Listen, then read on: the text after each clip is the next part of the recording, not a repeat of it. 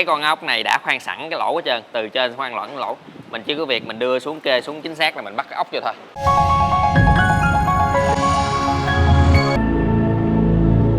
Xin chào tất cả mọi người, rất vui được gặp lại mọi người.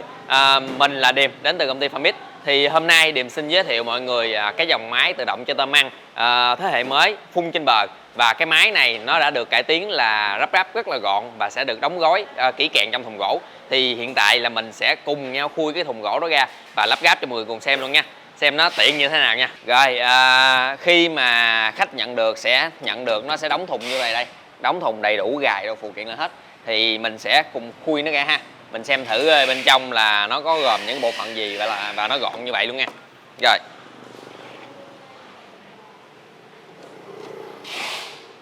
Đây, đầu tiên là sẽ bộ hẹn giờ.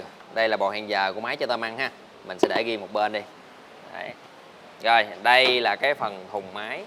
Mình sẽ lấy ra. Ok. Đây, tiếp theo là cái phần thân máy phía trên. Đấy, nó sẽ nằm ở vị trí như vậy đây. Đó. Và cuối cùng đó là cái phần nắp. Cái nắp để đậy phía trên ha. Có cái chỗ gài lại đây, đừng có cho không có cho nó bị rớt ra mọi người. Nó sẽ gài vô, không có bị rớt ra. Ok. Gió nó không quật ra. Đây là hoàn thiện rồi. Rồi, mình sẽ ở dưới này đây, nó sẽ có cách gài, bên Farmit đã làm đầy đủ bằng cách đánh dấu tất cả hết rồi, là màu đỏ. Đây, chính xác màu đỏ. Mình sẽ gắn ở phía sau trùng với cái chân. Mình sẽ xem chữ cái chân nào nó đang là màu đỏ. Đây, vị trí đây. Thấy chưa? Đó. Thì chúng ta chỉ cứ việc lắp vào thôi. Rồi, đã khoan sẵn luôn nha. Cái con ốc này đã khoan sẵn cái lỗ hết trơn, từ trên khoan lẫn lỗ. Mình chỉ có việc mình đưa xuống kê xuống chính xác là mình bắt cái ốc vô thôi. Và ốc có sẵn ngay chân luôn nha các bạn. Đây, phần này là phần ốc tán này, nằm trong này. Mình khui thùng. Rồi, đây mình quấn sẵn là tổng cộng 4 cái phần đấy nha. Đó, 4 con ốc nó sẽ bắt 4 bên, từng cái lỗ để đưa vào. Đó. Rồi ok, rồi mình ốc mình sẽ bắt vô vị trí này ha. Ốc này 304 luôn nha. Ốc này chắc 304 rồi đó. Rồi, mình sẽ nói phần ở dưới này. Đây, sau khi bắt xong rồi chúng ta sẽ có cái mặt, đây là cái mặt của thằng lưỡi gà để che thức ăn, để che đừng có mưa nó tạt vô á.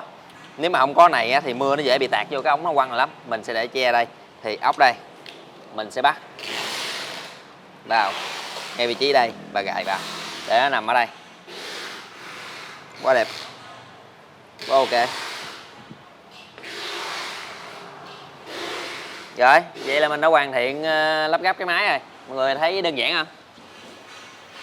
Rồi, mình sẽ bonus cho mọi người thêm cái clip quay thực tế của máy ha. Rồi, mọi người cùng xem nha.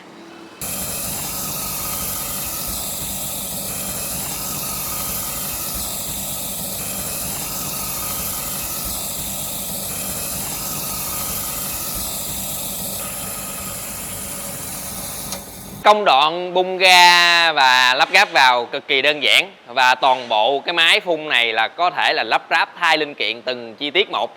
Thì hư linh kiện nào mình sẽ thay cái vị trí linh kiện đó. Và dễ dàng vận chuyển, trong cái quá trình vận chuyển rất là dễ dàng ha. Rồi, cảm ơn mọi người đã xem clip và hẹn gặp lại mọi người ở clip sau. Xin cảm ơn.